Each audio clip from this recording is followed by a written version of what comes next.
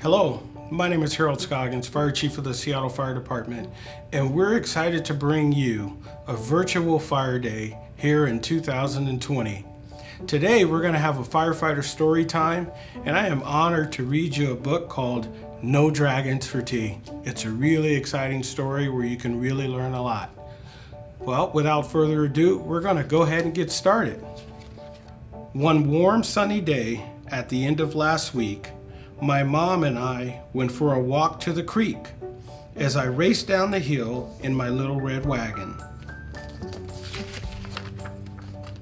I veered to the left and smacked into a dragon. I suppose he could see there was fear in my eyes as I jumped to my feet, quite filled with surprise. He sheepishly grinned and stepped out of the way, but he seemed so polite that I asked him to play. Now that's a dragon.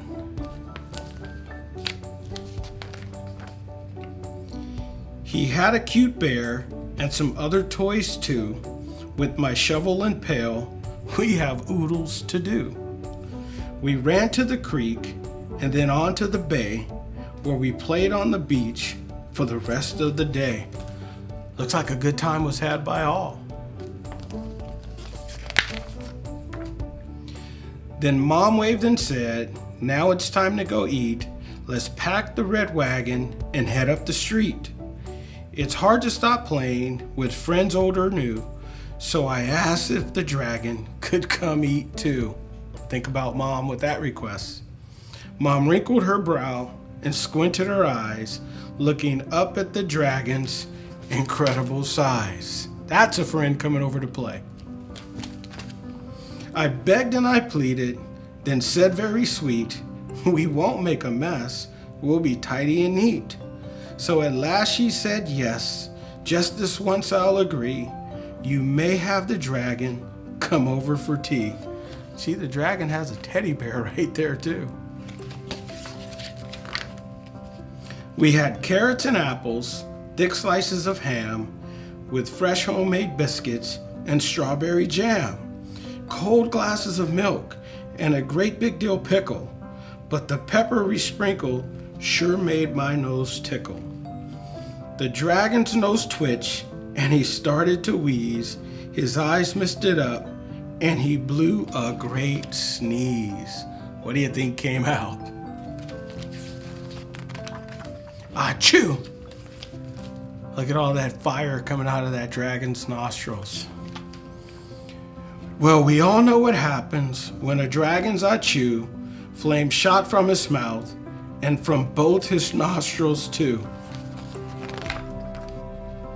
Our tablecloth sparked and then burst into flames, and the curtains that hung right beside did the same.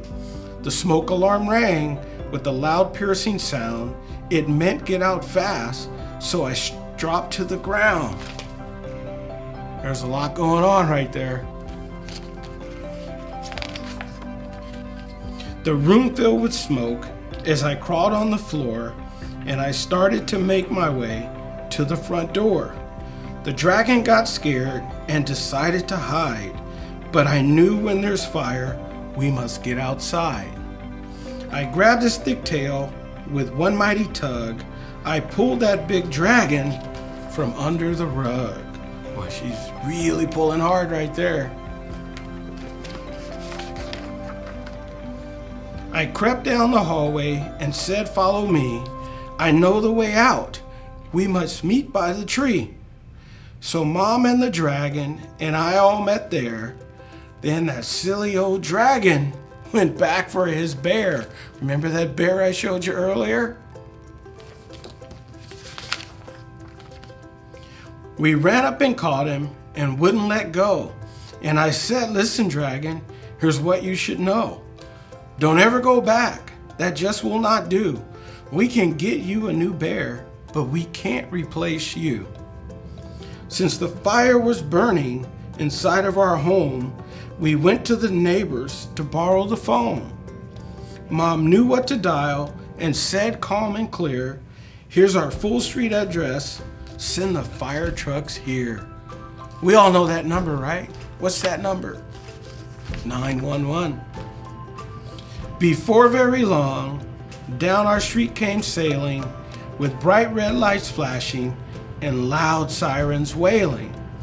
The fire crew rushed to start work on their tasks. They were dressed in big boots and wore helmets and masks. See them in all of their gear going to work there? They hooked up the hose and ran into the house, where they sprayed streams of water in order to douse the tables, the curtains, our lovely snack too. And it didn't take long until that fire was through. The fire chief called out the door with the shout. The smoke made a mess, but the fire is out. Great job. My poor friend the dragon knew he was to blame, so he hung down his head and wept tears of great shame. One of the fire crew said, "Don't be sad, you knew what to do, and for that we're quite glad. You all got out safely, that's really what matters."